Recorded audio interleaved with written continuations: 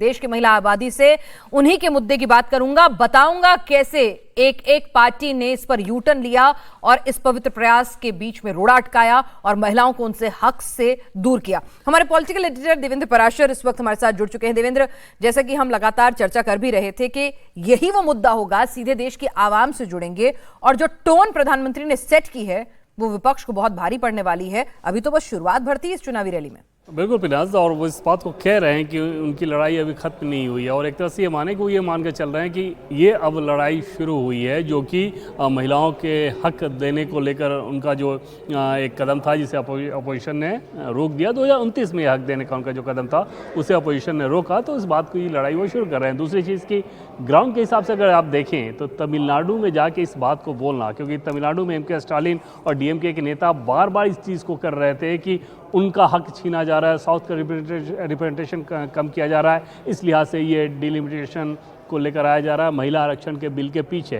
तो वहाँ पर पीएम ने उस नैरेटिव को सीधे सीधे काउंटर किया कि झूठ और भ्रम फैलाया जा रहा है और महिलाओं का हक मार दिया गया। और इस बार के चुनाव में भी अगर देखें तो डीएमके की एक वहाँ पे योजना चलती है, कल्याण योजना, जिसमें महिलाओं को सहायता धनराशि दी जाती है, तकरीबन 1000 रुपये हर महिला को दिया जाता है। तो उस कंडीशन में डीएमके की सरकार ने, एम.के. स्टालिन ने एक वोट बैंक क्रिएट करने की कोशिश की, उन महिलाओं को भी ये संदेश कि हम तो आपको एक्टिव पार्टिसिपेशन महिलाओं का ये चाह रहे हैं, विधानमंडल हो या फिर संसद हो, वहाँ पर 33% रिजर्वेशन देके, लेकिन डीएमके ने उसे नहीं होने दिया और इस नैरेटिव को पीएम ने अब छोड़ा और ये लगातार बहुत एग्रेसिवली आगे बढ़ाया जाएगा। दूसरी चीज़ आप देखें कि छोटी छोटी चीज़ें पीएम जो परसेप्शन और नैरेटिव वाली होती है उसे पकड़ते हैं। डीएमके के लोग बार बार प्रोटेस्ट में, इस महिला बिल को लेकर प्रोटेस्ट में काले रंग के कपड़ों का इस्तेमाल करते थे, संसद में भी होते ब्लैक ड्रेस में, तमिलनाडु में भी आपने देखा होगा। पीएम बार बार इस बात पर जोर दे रहे थे कि अपने काले करना में मतलब ये कि डीएमके के लोग जिस ऑप्टिक्स का अपने पक्ष में इस्तेमाल कर रहे थे, पीएम ने उसी का सहारा लेकर उनके ऊपर बताया कि किस प्रकार से ये काले कारनामे करने वाले लोग हैं। तो क्योंकि सामने चुनाव है तो निश्चित तौर पर बहुत एक एग्रेसिव कैंपेन दिखा। दूसरा, इस बिल के लिहाज से अगर बात करें तो 8:30 में पीएम निश्चित तौर पे वो सारे नैरेटिव रखेंगे जो कि वो चाहते हैं कि एनडीए के नेता जिसे पंचायत तक पहुंचाएं और देश का हर व्यक्ति उस बात को सुने और समझे।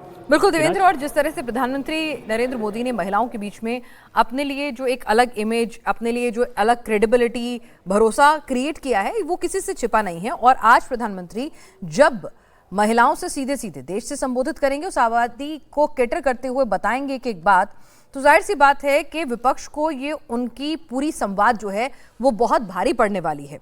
एक एक पार्टी के लगाए गए आरोप, उनके तर्क, सभी का मुझे लगता है कि वो आज सीधे सीधे देशवासियों को जवाब देंगे कि कौन कितना पानी में है। जी हाँ, बिल्कुल। और उसमें अगर आप देखें तो अपोजिशन से बात करने की बात, जैसा कि पीएम ने खुद ये कहा कि उन्होंने व्यक्तिगत तौर पर सभी दलों से अपील की थी, बातचीत की थी, चिट्ठी लिखी थी, संसदीय कार्य मंत्री ने चिट्ठी लिखी थी, अलग अलग नेताओं से मुलाकात हुई थी, तो पूरी एक प्रक्रिया अपनाई गई थी। और पिछले एक डेढ़ महीने में अगर आप देखें तो सरकार के कई लेवल पे, इनफैक्ट जब सेशन चल रहा था ये एक्सटेंडेड सेशन से पहले, तो उस दरमियान ही अपोजिशन के नेताओं से बातचीत शुरू की जा चुकी थी कि जो मौजूदा व्यवस्था है इसमें, क्योंकि बहुत ज़्यादा लंबा वक्त लग रहा है और अभी सेंसस होगा, फिर डिलिमिटेशन होगा, फिर उसके आधार पर अगर चुनाव कराने की व्यवस्था की जाएगी रिजर्वेशन के द्वारा तो 2034 कम से कम चला जाएगा।